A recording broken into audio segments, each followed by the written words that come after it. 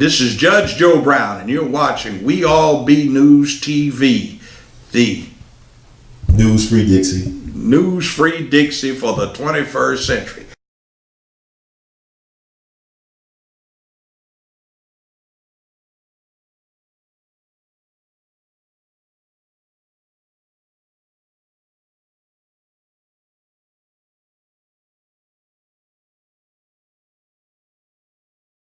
We're going to have one of the descendants from Fort Hill Massacre come up and speak for a few minutes.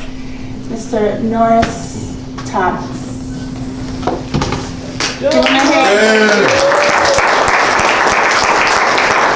I wish I could say more about your background, but I'm going to leave that to you. All right. Well, actually, I was not supposed to be up here. This is my uncle, Mr. Joe Williams. He is definitely our family historian. Everything that I'll talk about here was passed on to me by him. I know I'm going to get him to say something at some point because I'm going to get something wrong. And he is a very factual individual. But they call me Mini Joe. And I guess coming up through the years, it's always been, if he told me, it wasn't a question whether I had to do it or not. I knew best thing was to go ahead and do it and worry about it later. So, but I am a descendant of a survivor of the Fort Pillow Massacre. And as they told us last night, always say that name. My great-great-grandfather was Peter Williams. He survived the Fort Pillow Massacre. He was enslaved in Savannah, Tennessee. I know I'm getting acknowledgement from him. He was left for dead in the Fort Pillow Massacre. We've been able to pull his medical records and view some of his injuries. But what actually happened to him was he was put in a pile for the dead, and one of the slave owners that owned him, a friend of his, looked over and saw him and walked over to identify him and said, yeah, that looks like Peter Williams. And in doing so, he realized that Peter was not dead. So he pulled it from the pile, took him, nursed him back to health, and he lived on till 1915. I got him out of the 20s. But, and with mentioning Peter's name, I also have to mention who I assume had to be a great friend of his, was Mr. Burgess, Mr. Armstead Burgess. He was also a survivor of the Fort Pillow Massacre. And we've been linked now for quite some time. This is the Burgess family. We've been linked because somehow we came together and found out that they actually survived. We actually can get the actual, we actually have the paperwork that shows without a doubt both men served at Fort Pillow and both men were injured at Fort Pillow. I want to leave. I know my uncle, he's a little weak.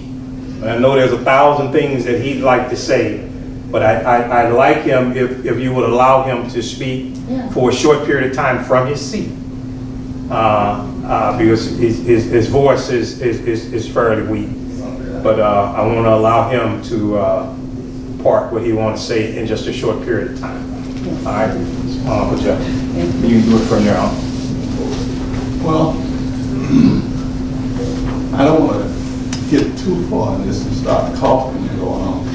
So everything he said about the family and Peter, but the thing that he didn't mention was that we had 35 other ancestors was killed there. And I'm working on the names, I'm going through getting all the names and tying them to the families. So other than the 35, we had our looking through the records, and I find a couple more that survived it other than Peter. So that is one of the things we do. Now, as far as Nathan Bedford Forrest is concerned, I had the opportunity to meet Nathan Bedford Forrest's grandson, Shelby Foote. And we had this kind of a big argument about how Fort Pillow was won in the battle and the killing that. And he always said, you know, it didn't happen like that. I said, well, if it didn't happen like that, who killed them? They didn't just die on their own. Someone killed them. See?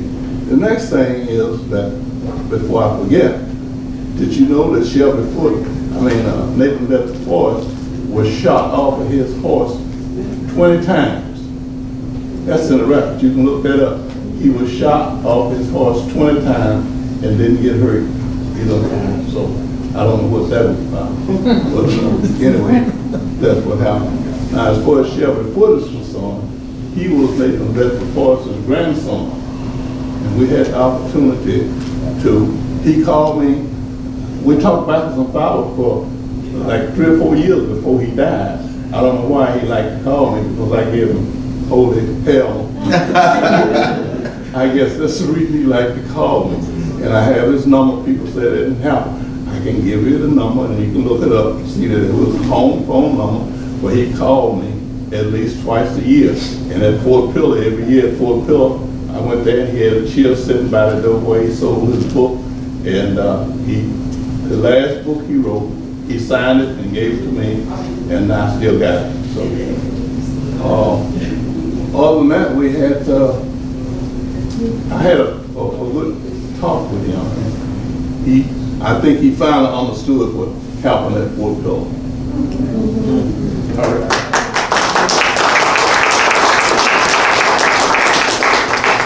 One other thing that I want to mention about my family is that our history. And we have been able to track members of our family's actual military service. And I shared that with some of you all today.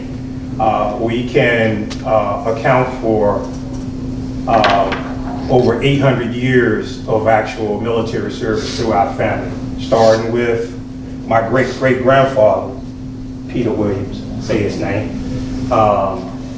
Starting with him, we participated in every war or every skirmish that this country has seen since the Civil War.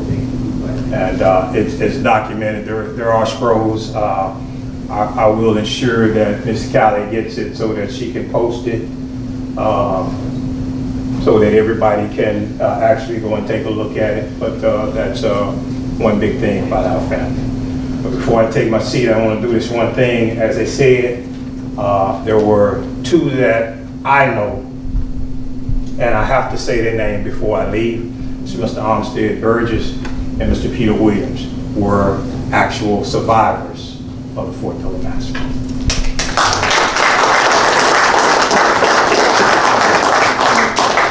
And the Williams family neglected, and it's very important, so I have to interject. Go ahead.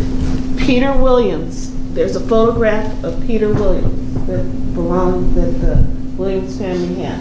That is the only photograph of those soldiers who fought at Fort Pillow. Not even the officers. There's no photograph of the officers. So that is a national treasure that they have. It shows him in full uniform.